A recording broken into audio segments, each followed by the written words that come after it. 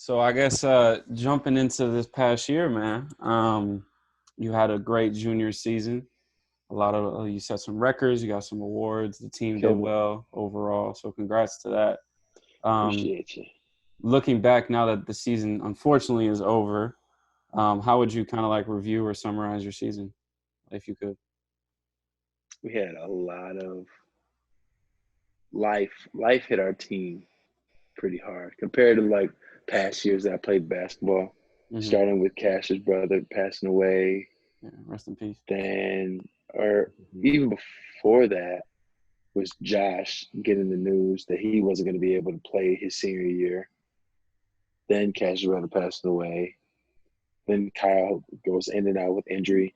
Then Rocket gets injured for like a month or so. Hmm. Then we finally like caught our wind a little bit, like in the middle or so of the Big Ten season, and we're starting to catch back up and win games. And then I had my son, and then Mm. we really caught fire after that. So he was my good luck charm, I guess. We really caught fire after that, and then the season just we're done, and we're like, huh? Like we Yeah, just won like 6 games in a row. Like we're on now. yeah, Nah, that's it. That's it. B. Good job though. man.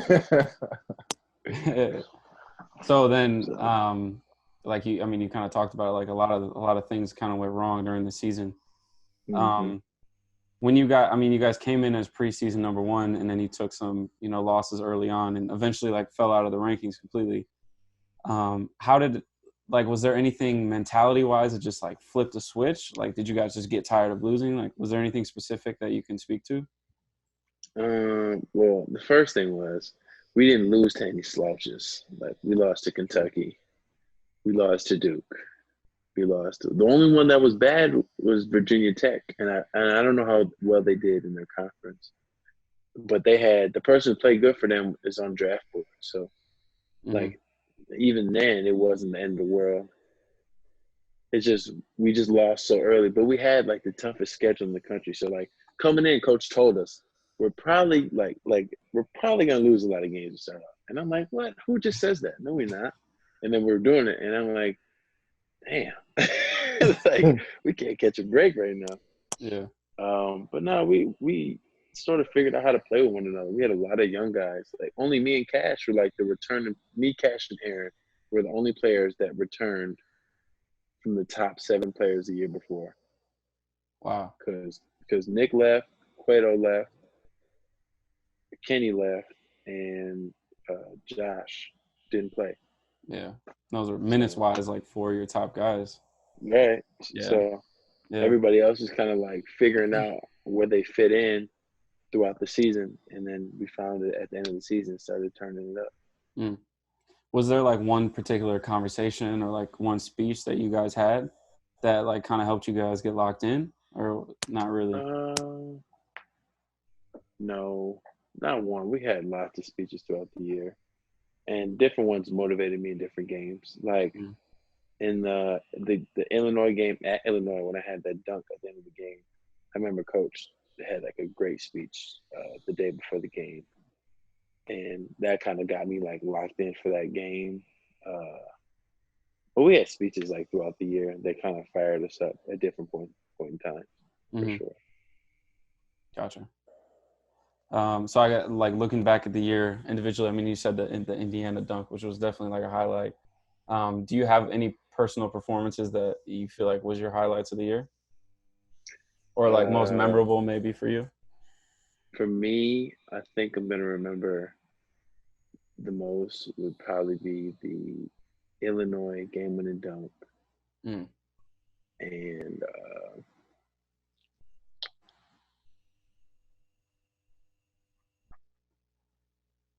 I don't know.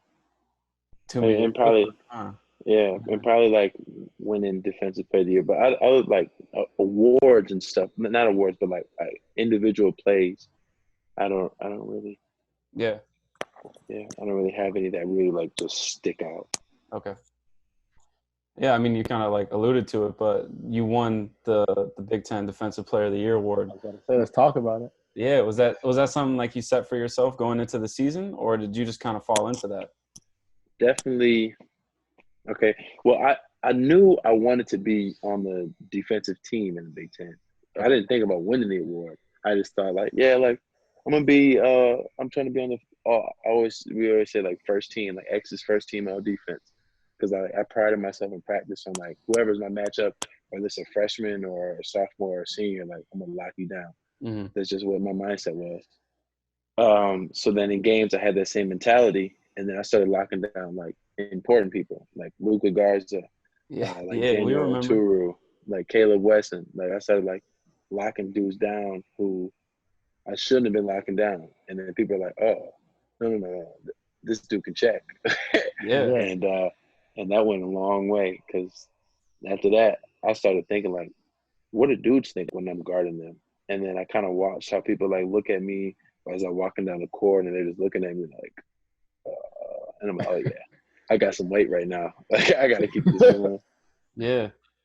No, that's real. So like, talk about that because like, you know, when you're saying when I heard you say I'm locking in important people, I bet like it's just as scary. Like someone has to like still perform knowing that like you're gonna be guarding them. Like that's like a lot of pressure too. Yeah, Like and it at not, first I didn't think nothing of it because I'm thinking like, yeah, I'm a regular dude like everybody else. Da da da. And then a lot of people tell me, no.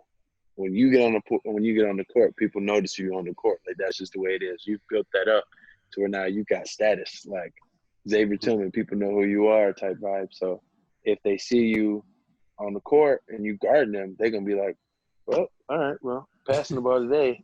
Then I was, and I didn't realize that for a while, not till like towards the end of the season when people were like, no, like you're like probably up for Big Ten Player of the Year, and not Player of the Year, but Defensive Player of the Year, and Mm. national. I was like top 10 nationally or something like that. So like, okay, yeah, I'm pretty good defensively. Yeah. So did that help you like feel intimidating when you stepped on the court? Like when people started saying that to you, did you start believing it? Yeah, for sure. When people started saying it a little bit, and more importantly, like when I started making big plays against those people, like I had this block against Luka Garza at the end of the Mm-hmm. game. It was like the last minute. We're up 6. We just scored. So now they're coming back for a quick bucket, and I blocked it, and then he traveled, and I started screaming, and I just started Yeah. realizing, like, oh, like no, I'm like that. Like I can play some Yeah. defense, Yeah. And he and was one of the that national really player of the years too. yeah, that really got my confidence on a whole nother level, and that really Mm. helped me a lot. Mm. That's powerful, man. So, taking the little spotlight off you a little bit, what member would you say of the team or maybe even the coaching staff really surprised you the most this season, if any? Um, one didn't surprise me was Gabe Brown. He didn't surprise me, but he popped off this year, and Yeah. he worked so hard in the season that I knew that his shine was going to come. Um, but Malik Hall, he's a freshman who Mm-hmm. played really well for us this year. He had a couple games where he basically won it for us. First one was at Seton Hall. He came in and I don't even think he missed a shot. He was like 6 for Yeah, 6 he for shot. 18 Yeah. points. And then he did it again against Maryland. At Maryland, he was like 5 for 5 with 16 points. So it was like, yeah, he Yeah. really popped off at certain points in the season. So he really surprised me out of everybody for sure. Yeah. Did you know going into like through practices and things, did you know that he was a walking bucket like that? Or did that surprise you in those moments? Definitely surprised me in those moments. I knew he was good. He had a lot of moves, but he didn't really show it all because he didn't have his confidence yet. So he Mm-hmm. didn't show all the moves that he could do. But he definitely like working out with him and make like just watching how he moves and stuff like that. I knew like he had a bag. I just knew he probably wasn't going to tap into it until his sophomore year because then he would have had a little bit of confidence with him. But he did it a couple times throughout the year in practice where I'm like, okay, like Yeah. he sees it in himself a little bit that he's ready to play at this level. Yeah. One of the things, I mean, you kind of talked about it earlier was about Josh and how his injury ultimately, I mean, he didn't even get to suit up once this season. We kind of talked about it last year and how it's hard to, watch your guy like go so hard in practice and then not even be able to show it off. Would you say it was harder this year because there was so much hope that he was going to be able to return and then he was ultimately never able to? Yeah, I think the hardest part this year was the fact that he was still lifting every day. So it would have been easy for me if he would have just quit and been like, hey y'all, like I'm not playing this year. I'm just gonna go to school and handle my business. Like I love y'all, but I'm not gonna be around the team because it's too hard. I would have understood that. Mm-hmm. But this dude was literally at every practice, at every walkthrough, at every game. He was lifting before every game. He was lifting every practice. I'm like, no. He's trying to get back still. Like even though the likelihood of not playing his senior year, he's still trying to get back. He's still fighting. He's still grinding. So with that, I was just like, man, this is so tough. Like he wanted so bad. So yeah, man, that's got to be so hard. You have to watch and see. Yeah. But he didn't kiss the floor this year, leaving his next year open. So there's a chance he can come back. I did notice that. Yeah. I've been texting him. There's a chance that he can come back, and that would be huge for him just to get a last opportunity to go out the way he wants to go out. Mm-hmm. He'd have a big opportunity too with Cassius gone. Yeah, a huge opportunity to like officially be the man. Like, no, but this is your team. Mm-hmm. So for sure. Yeah. One thing I did want to ask you about is, we talked about how you guys really got hot towards the end of the season, ultimately won the Big Ten regular season title. I want to get into your mind a little bit. Like, what is it like when you get that hot and you're so confident, and then you get the call that March Madness is over and the Big Ten tournament is over? Like, I want to know, like, what was your initial reaction? What was the team's reaction? Like, how did that feel? So do you remember when LeBron did that interview and he said, like, oh, yeah, like, I'm not playing in front of any – like, if there's no fans, I'm not playing. Mm-hmm. Yeah. So he said that. So I started thinking, like, well, that's crazy. Like, we got to have fans, right? So they tell us the Big Ten tournament, we're not going to have any fans, but we're still going to play. So I'm like, that's weird. Okay. But, I'm with it. Like, I still play. Mm-hmm. And they say, we're just going to cancel the Big Ten. And I'm like, okay. Like, in my head, I'm like, okay. Like, come on. Like, if you're going to cancel it, like, what? Like, what's going on? And I think it was that same day, a couple hours later, or was it the next day that they canceled the NCAA? I think it was a couple hours later. Like, I think I went home and took a nap or something like that.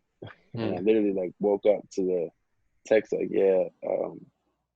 NCAA has officially canceled the season or something like that. Man, I was like, what?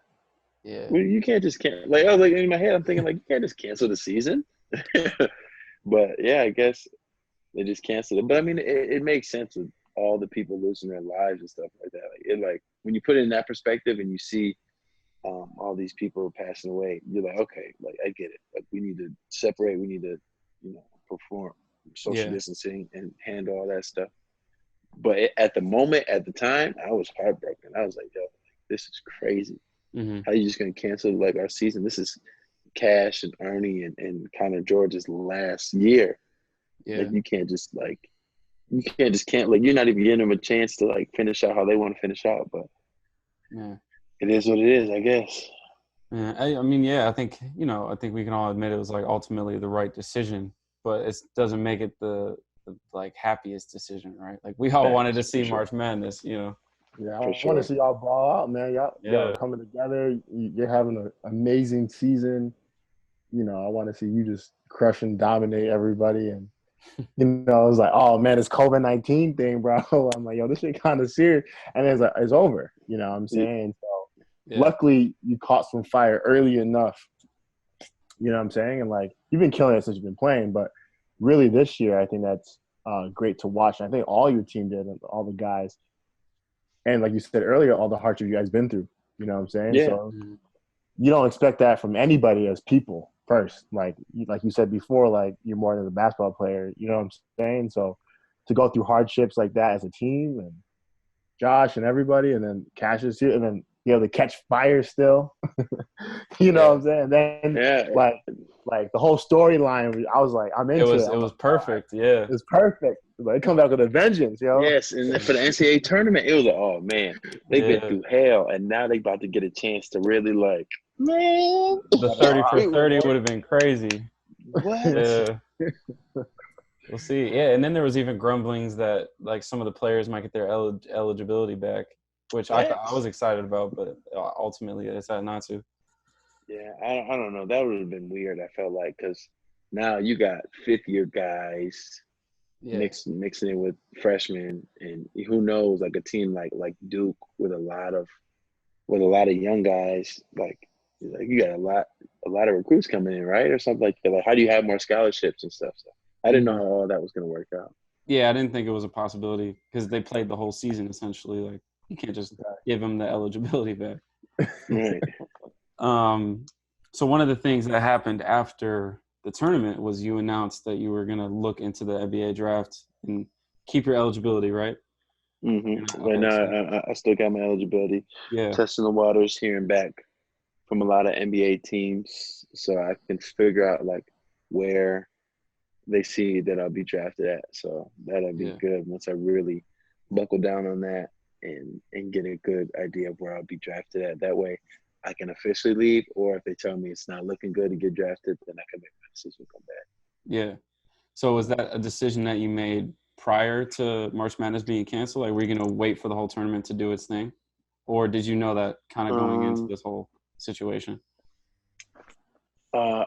I probably started seeing myself on draft boards and stuff like that. So I kind of knew, okay, I got a shot. Like people are saying, like, no, Xavier Tillman will probably go to this team with this pick. So I'm like, okay, well, that makes if they say that, then it would make sense for me to at least test to see what people are talking about. If people are talking about me like that, so Right. once I did see that, I kind of knew what I was going to do as far as testing. Not necessarily declaring and leaving, but as far as testing, once I saw it, I knew I was probably going to test. Mm-hmm. Wow. Yeah. What's So that feeling like though, real quick? Like Well, the feeling of, all right, yeah, I might go to the league. it is nerve wracking.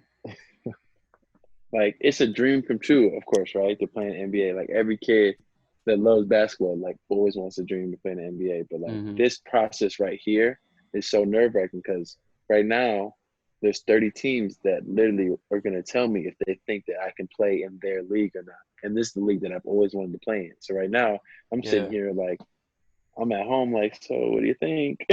like you guys like me or what? Like can I join? So I It's don't like know. texting your middle school crush all over again, huh? What?